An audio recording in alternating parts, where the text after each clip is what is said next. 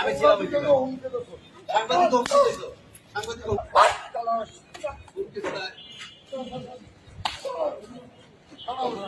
বরগুনা জেলার সাবেক মুক্তিযোদ্ধা কমান্ডার আলহাজ হারুনুর রশিদকে মারধর করে লাঞ্ছিত করেছেন এক বিএনপি নেতার ছেলে।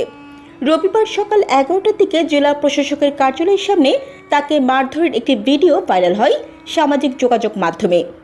ভাইরাল 3 মিনিট 42 সেকেন্ডের ভিডিওতে দেখা যায় বরগুনা জেলা মুক্তিযোদ্ধা কমান্ডার আলহাজ হারুনুর রশিদকে কয়েকটি চড় থাপ্পড় দেন বরগুনা জেলা বিএনপির সাবেক সভাপতি ফারুক মোল্লার ছেলে শাওন মোল্লা।